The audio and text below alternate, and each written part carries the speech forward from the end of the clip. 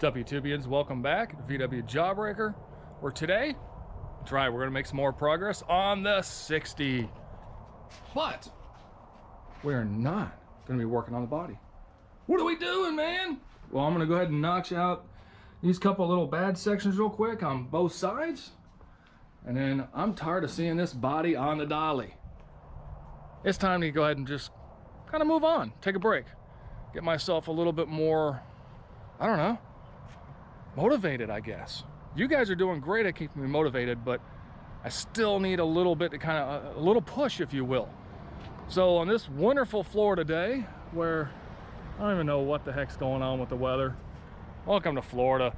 It was warm or nice and cold this morning, and now it's like 78, 80 degrees, and I'm starting to sweat. Go figure. So, first thing we got to do, get Jawbreaker out, then we'll go ahead and get the 60 move over. I'll go ahead and notch those couple little pieces. Today we're gonna go ahead and remove the old, rusty, worn out floor pans off the chassis. So I gotta get the chassis out of the backyard, get it up front here. We'll go ahead and I'll show you how I go about removing the floor pans. So stick around, enjoy the video. Make sure you check out vwjawbreaker.com for all the social, merch, all the other good stuff. It's all right there in one place. Be back. Well, there we go. Chassis out, body's out. Wow. So that's what a two-car garage looks like. Still full of crap. But yeah. So there we go. Body, chassis. These pans are absolutely shot. You notice people, actually previous owners went through and looks like riveted some kind of sheet metal or galvanized metal or something, but it's toast. Napoleon hat's still good, at least salvageable. All right, so we need to get this and there. Let's do it.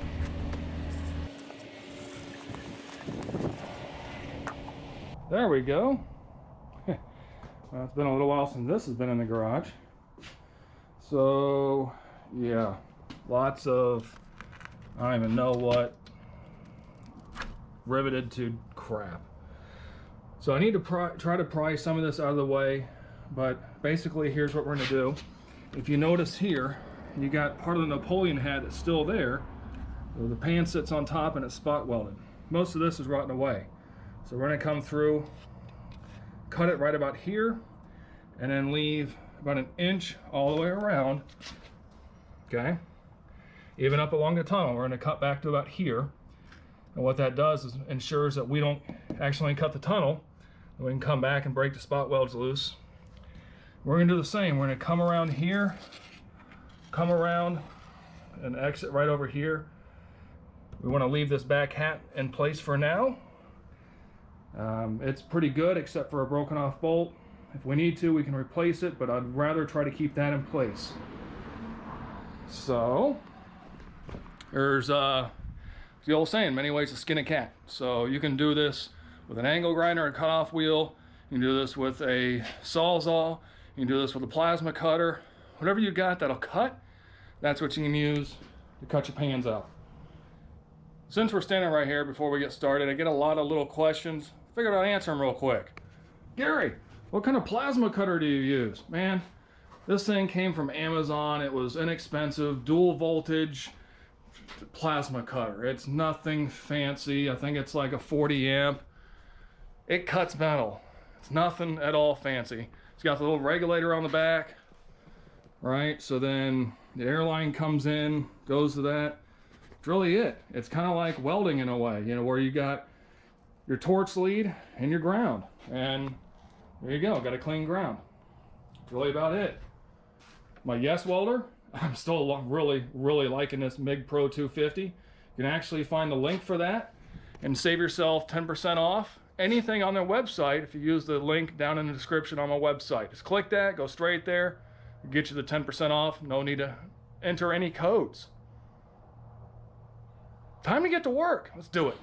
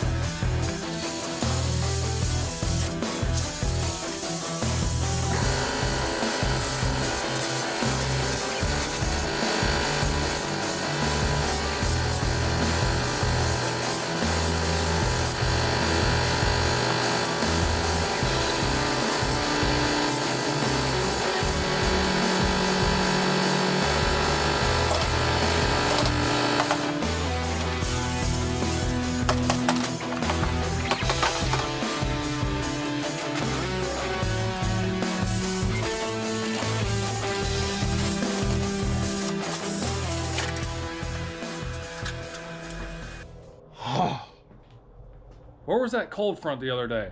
That would have been the better day to do all this. So there we go. What's left of the floor pans is out. Again, we left just a small lip. If you can actually see, like I'm peeling that up right there, that's the pan, that's the edge of the chassis. All right, so the actual tunnel part itself comes over, sticks out, pan sits on top, that's what you spot weld to. I really wanted to go ahead and get this cleaned up today. I'm just not gonna have the time, but what you could do is, if you see, there's like a lip right there, work your air chisel or whatever in between, you can actually knock that, peel those layers right up. It's not a big deal. So, my little plasma cutter does okay. It's not the best. Definitely better than nothing. I didn't have enough cutoff wheels to be able to get through this, and I'm out of Sawzall blade, so use what you got. And there we go. I did what I had to do. Now, I'm gonna go ahead and get the body back on the chassis. Shoot! Because I want to go ahead and start kind of tackling this front end a little bit. We're gonna go ahead and make a latch to be able to fit the hood and latch it to the front beam. So that'll be something fun that we can all fabric cobble together.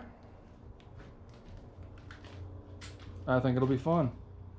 Got a little bit to tear into on the chassis, but man, I'm excited about the chassis. I'm excited about when everything's said and done, pulling this transmission out, putting, yeah guys, you know I had one built. Oh yeah. And we'll be cleaning the entire chassis with good old Super Clean. Super Clean!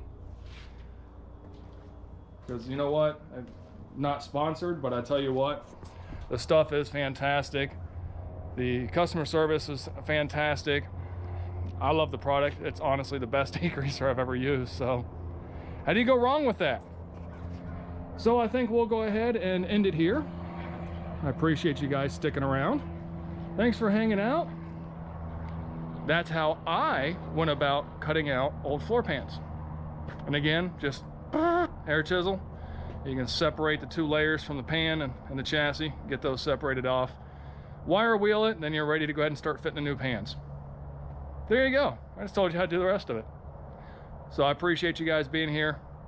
Thanks for the support, the encouragement. You know, the VW community is awesome. Appreciate you guys, each and every one of you. Till the next time, be good.